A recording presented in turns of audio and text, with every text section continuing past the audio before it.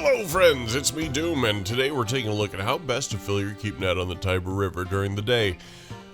Now, some of you have already seen my ASP video, which takes place right over Nya, but today we're going over Nya, and we're going to be using multiple poles, so make sure to bring a rod stand with you. Now, a bit of a warning, if you are not prepared to come here, it is a lot of work to get money here, so make sure that you're prepared with a rod stand, multiple poles of one of these that I'm about to show you, and you'll be able to make it back with money. And yes, still this isn't necessarily a very productive lake. However, I did have a question from a viewer about Wells catfish, and as you can see, I can catfish, so there's that. Now, as usual, we're going to be breaking it down into 3 simple steps. We're going to be talking about the location, we're going to be talking about the gear, and finally, the retrieve. What we're going to be looking for is days like this.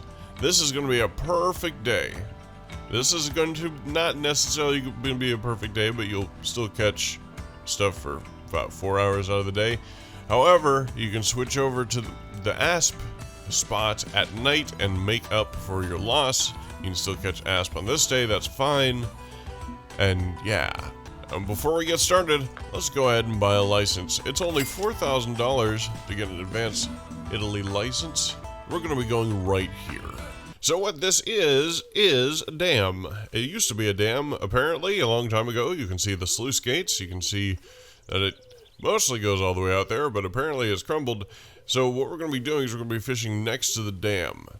I'm going to be casting out around this area. Yeah, that's actually seems about right. Around here is going to be the deepest area. Now I'm also going to be casting a few over here, and I'll show you which ones I'm going to be casting there and why. Now that we've talked about the retrieve, let's check out that gear, shall we? Alright, so rod setup number 1. This is going to be my little guy catcher, my filler catcher. While I'm waiting for the other 2, this is what's going to get me, a little bit of money in between fish. This is going to be for the trout, this is going to be for the grayling, that kind of a situation. And what I use is my Featherlight 7-foot Callisto MG3000, and this guy right here, the Nano Spinner 1/8 ounce number 1. It's perfect for pretty much everything that that isn't what we're going after. So this is a great little fill setup. Now, rod number 2. This is my carp setup for this area. I've got a 19-inch leader. I am set up with, let's see here, I've got a number 2/0 carp hook. I've got a weight, and you can also use a feeder, that's fine, however you want to do it.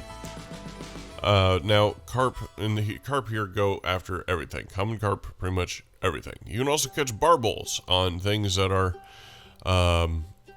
meaty. I'm not sure what I have here. I got plums, so I'm probably going to be catching common carp, that's fine. So my maximum line weight is 37.5 pounds.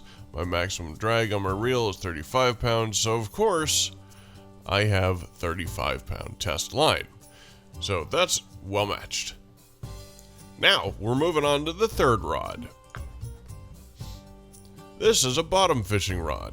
I happen to have a mix of, let's see, Grand Fish Feeder and nothing else apparently, because I don't have any, I didn't bring the proper scents, but that's okay. I'm going to be using duck muscle meat and I'd say roughly number 5/0 hook around there, maybe higher. I haven't had any problems catching these guys with this setup. So now, and of course I'm going to be using the bottom sniper 910, and let's see, a Spear Double Punch 5500. This one isn't quite as well matched with 31-pound max weight and a max drag of 26.4. I believe I've got 25-pound Got 25-pound test line on there. That's fine, it'll work just fine. Now that we've covered the location, now that we've covered the gear, it's time for us to head out and catch some fish and cover the retrieve. Alright, so I'm going to send out my catfish bottom feeder situation first. I usually cast around 200 feet-ish. Now, there's a deep spot from here, roughly to here-ish, maybe here. And we're going to be casting out closer to the wall, kind of smack dab in the middle there. Should be around 20 feet deep. There are deeper spots. However, this seems to be where I have the best luck. 19.6. Not bad, not bad. Alright, I'm going to go ahead and put you down here. And now we're going to take my Mega Chubber. We're going to cast out a bit further in this direction, about 200 feet again, if we can manage that. Come on. Oh heck, I know where I'm casting. Yep, right there. And put our rod there. And now we begin the waiting game. But while we wait, we've got something to do. Let's go ahead and switch over to the Featherlight, as I told you about earlier. And what we're going to do is we're going to cast off towards the dam while we wait. Pretty simple retrieve. You're going to let it sink about halfway down, and then you're just going to stop and go. And of course, as soon as I get one, my carp rod's going off.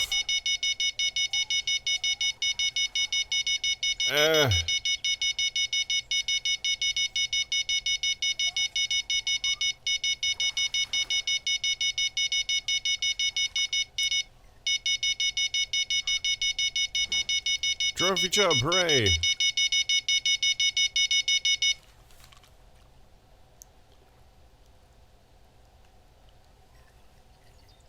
A decent one here. It's probably just a young, honestly. Might be a common, but you know, 'tis my luck.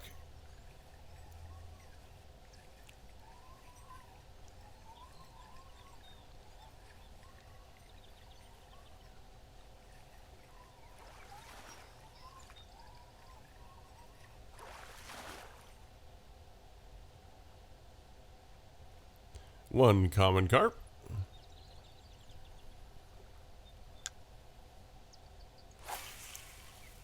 And now that we've caught that, we're straight back to this. We're going to keep pumping out fish while we're waiting for our beeps. And now we've got a bite on the bottom feeder. A pretty good sized one, nonetheless.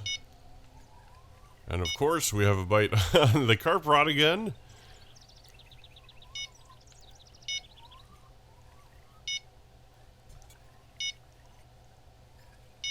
Yes, I'll be with you in a moment. I hear your beepage.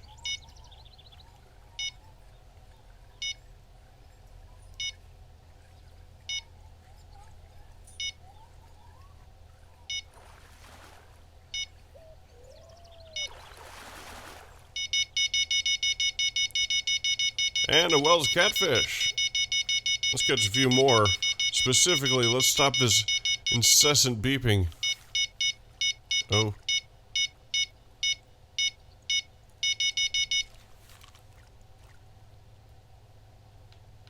Gotcha. Oh, another good one.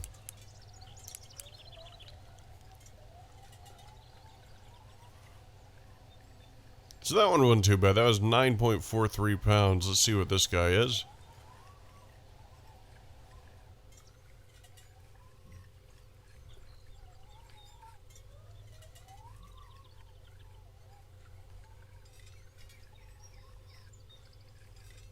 Now, unfortunately, everything on this lake just isn't worth a lot of money. So, what you need to compensate for the lack of valuable fish by catching more fish as fast as possible. Got another common carp here, looks like. Yep. And, yeah. That's another 7.2 pounds.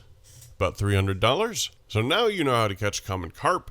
You know how to catch Wells catfish. I will also, a quick note, I recast the catfish right around here-ish. There we are, here-ish. This is, like I said, the hole goes from like here to here. That's fine. You can cast wherever you like. But these are just my spots. You can use them if you want. I'm sorry I haven't come out with a lot more content here recently. I've been working on locations for a reshoot on Fishing Planet IRL, which is coming up soon.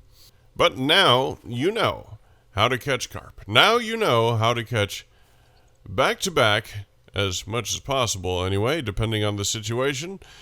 Wells catfish. You know what to do in the meantime, which is the featherlight here.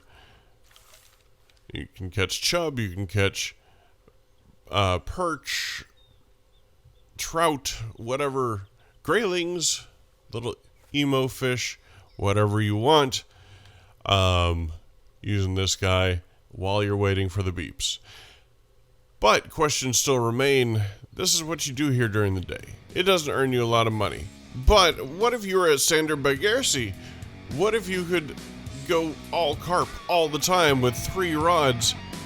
Or how best to catch, unique Wells catfish exceeding 100 pounds apiece? You can find out the answers to those and more on the next episode of VonDOOM Gaming!